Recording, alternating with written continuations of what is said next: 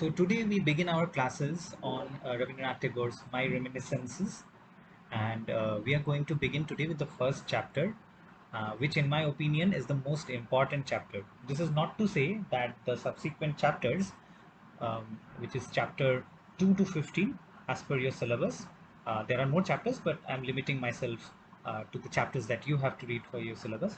So among all these chapters, I think chapter 1 is more important because it does not tell the story of Tagore's life, but gives us an idea of why he has written this book, why he has written My Reminiscences, and some of the reasons he thinks recording life's memories are important, and also discusses, or rather talks about the literary value of recording life's memories. Right now, the chapters 2 to chapter 15, I'm not saying these are not important. Comparatively lesser importance is because primarily because these are chapters which tell the stories. Now, do I mean that the stories are less important? Not really. Stories are important. There are events from Tagore's life that he talks about throughout chapters 2 to chapter 15 and also in the subsequent chapters. But chapter 1 is going to be the chapter we are going to give more importance to, because here are the theoretical elements, or the background information necessary to read the subsequent chapters. Hence, in the hierarchy of importance as far as your syllabus is concerned and your examination is concerned, I am giving a bit more importance to chapter 1, where some of the key questions are, if not answered, at least hinted at, right? At least addressed. In the subsequent chapters 2, we are going to have, it's not like Tagore has only told stories or spoken about incidents from his life. He has also added his own commentary about what those incidents mean, uh, or what they actually amount to. However, chapter 1 is where you get an overview. Hence, it is like an introduction of sorts, which is why we are going to begin with this chapter. And once again, remember, in the hierarchy of chapters 1 to 15, I'm giving a bit more importance to chapter 1 for reasons that I have already mentioned. And as you will see, the reasons will become obvious. So let's begin with chapter 1. Uh, so the pattern I'm going to follow here is that I'm going to read out certain excerpts from the text. In today's lecture, it will be excerpts from chapter 1, and I'm going to talk about those excerpts. Also, I'm going to tell you what is the significance of the paragraphs that I have quoted, right? Because I'm not taking the entire chapter. I'm not going to read out the entire chapter to you, obviously, but I'm going to read out certain paragraphs or certain sentences which I think need emphasis on, which you need to take note of, right? So that said, let's begin with chapter 1 of My Reminiscences by Rabindranath Tagore. Okay, now the first quotation or the first excerpt that you have now displayed on your screens is the very first paragraph of this autobiography, right? Now, it is questionable as to whether we can actually call it an autobiography, and we are going to debate on that later. But for now, we are going to focus solely on the text. So I'll first read out what he says here, and then let's see what this paragraph amounts to and what um, can be drawn out of it. So he goes, Tagore says, I know not who paints the pictures on memory's canvas. So as you can see, there are a lot of metaphors. You have read Tagore before, particularly in the paper where I taught you nationalism, and you are well acquainted by now, at least you should be well acquainted with the fact that Tagore uses a lot of metaphors and similes, right? So the first sentence of what has been called his autobiography, My Reminiscences, goes, I know not who paints the pictures on memory's canvas. So almost immediately he begins with a metaphor. He calls memory a sort of canvas, right? But whoever he may be, what he is painting are pictures, by which I mean that he is not there with his brush simply to make a faithful copy of all that is happening. Now, the obvious question here, apart from the fact that I pointed out that there's a metaphor in the first sentence, is that the question, who is he, right? And this is a question which is a bit difficult to answer, because here you can bring Tagore's spiritual beliefs, you can talk about his religious inclinations, you can talk about what he thinks, what Tagore thinks could be designated as he here, right? So some readers often say this is God he's talking about. But then it is uh, that is not really very easy to answer, because then you need more context to really understand whether he's actually talking about a God, right?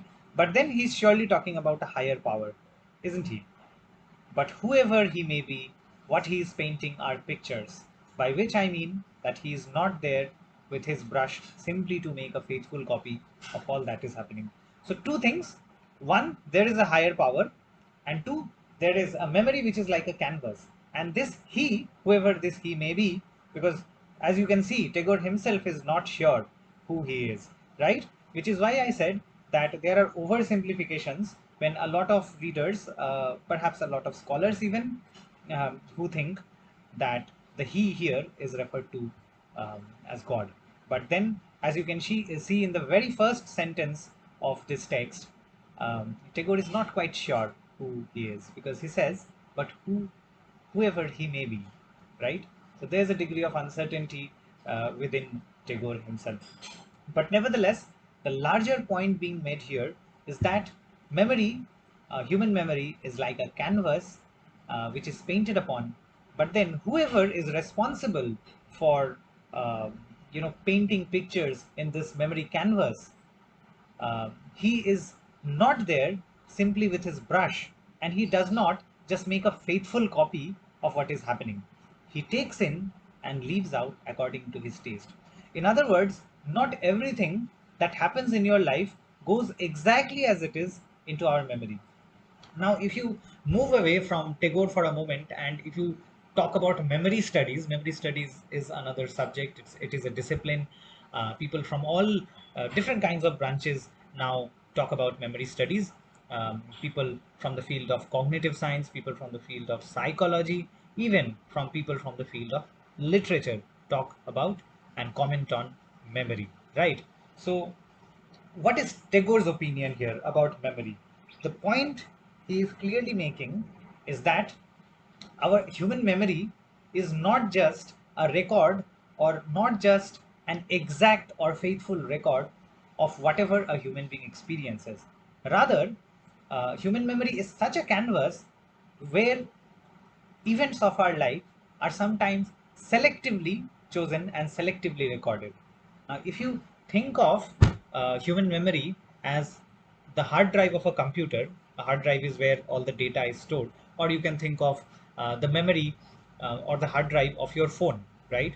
Our phones and computers come with RAM and ROM, as you know. I'm going to use a metaphor, different metaphor here, but perhaps since all of you use mobile phones and many of you use computers at home, I'm sure you will be able to identify. So let's go with the phone example because it's simpler.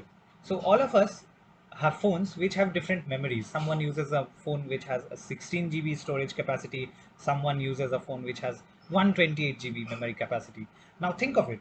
When you store things, when you download stuff, when you maybe download pictures from WhatsApp, or when you browse social media or watch things on the internet and download stuff, right?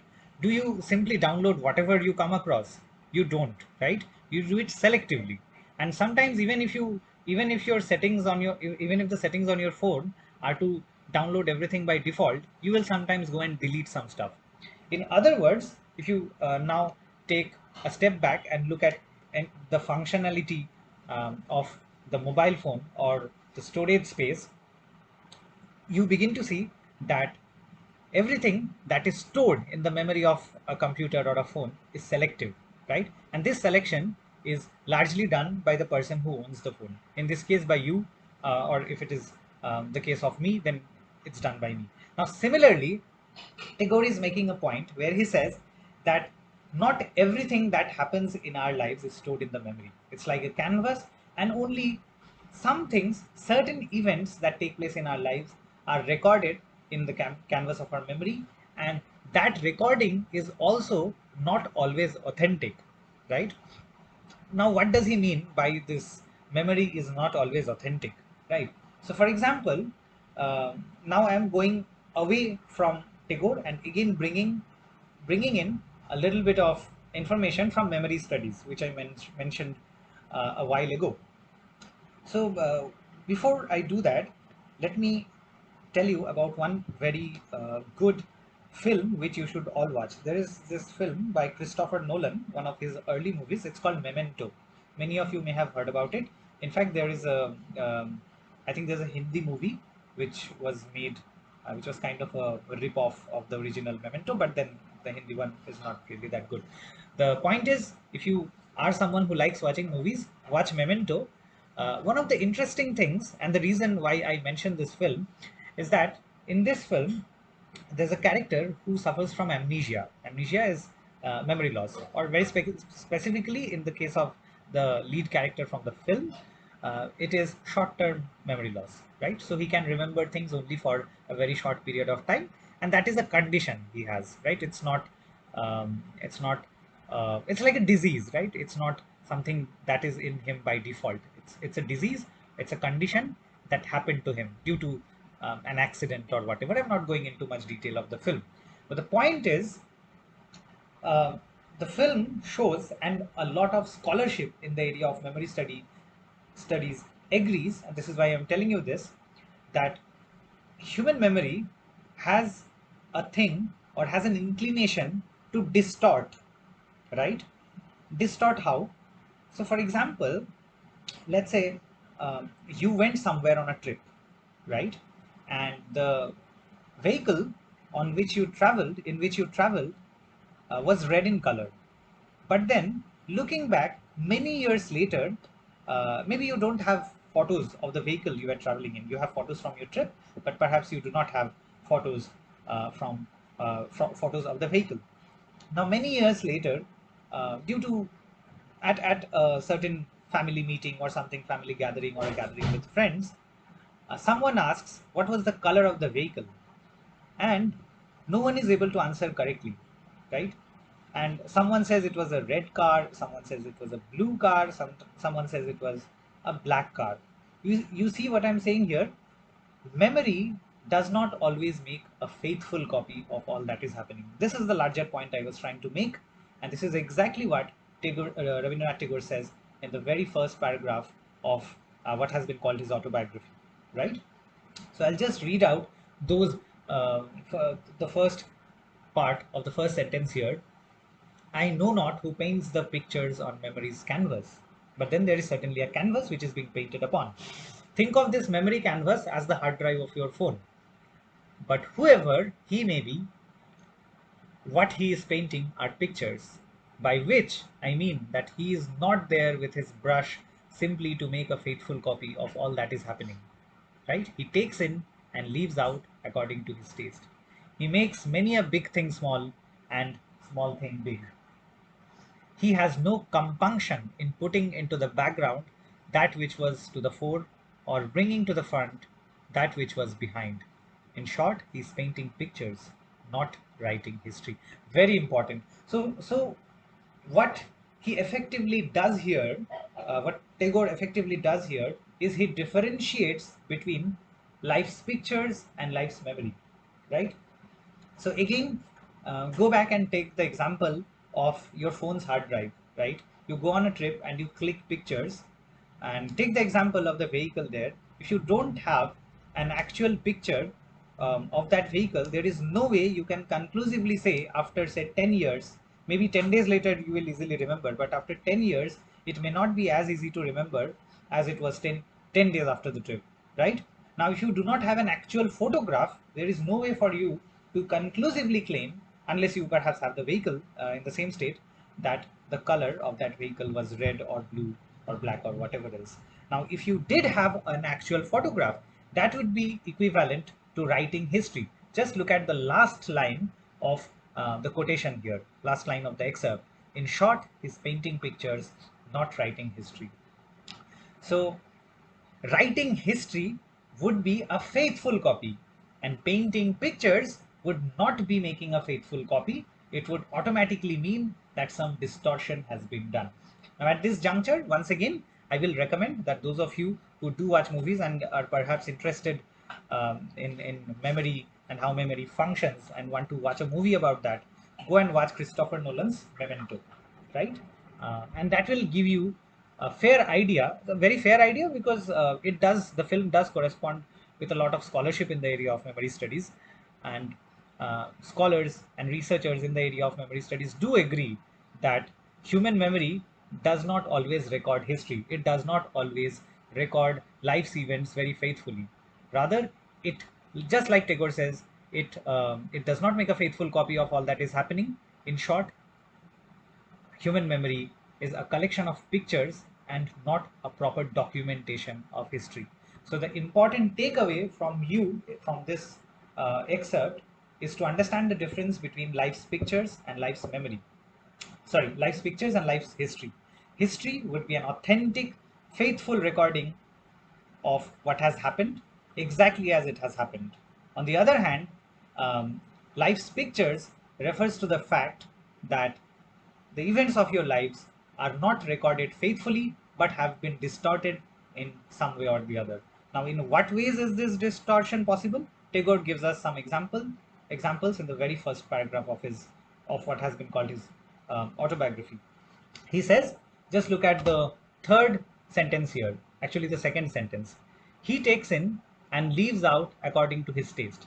He is a reference to whoever is responsible for, painting pictures on the memory's canvas, right? He makes many a big thing small and small thing big. He has no compunction, or he's not liable to. In other words, compunction means not liable to. So he has no compunction in putting into the background that which was to the fore, or bringing to the front that which was behind. So Tagore essentially tells us that since human memory is not an authentic representation or not a faithful copy of the actual events of someone's life, something that was actually less important when it happened, when you look back at it, it becomes more important. And it is also possible that something which was extremely important, um, something which was a very important event in someone's life, when it happened, looking back, it becomes much less important than it actually was when it happened, right? So this section of the autobiography, Tagore's autobiography, is, as you can see, very theoretical. Tagore is only trying to introduce us to his understanding of how human memory functions. Remember, Tagore is not a memory studies scholar. He's not someone who has actually done research in cognitive science and has discovered that, well, memory indeed does not keep a faithful record of everything that happens in a person's life. This is just his perception. This is just his perhaps intuition. But the larger point is that whatever Tagore says here does correspond with a large body of what cognitive scientists and other scholars in memory studies agree with, right? So your takeaway, to repeat again, is that life's pictures and life's history are different, with history being an authentic copy, but life's pictures is not an authentic copy. It comes with many distortions, making important things less important in retrospect, or less important things more important in retrospect, making many a small thing big, or many a big thing small, as Tagore says.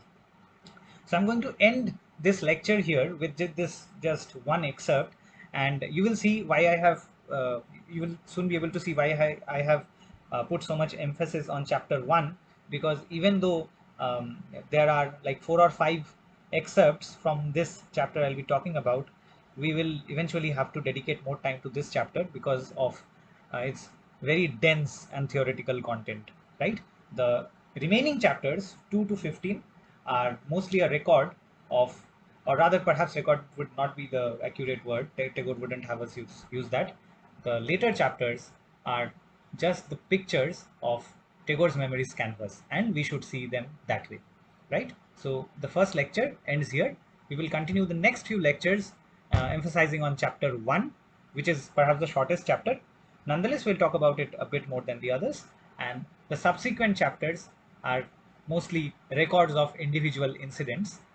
In Tagore's words, those are individual pictures from Tagore's memories canvas, right? So here we end the first lecture.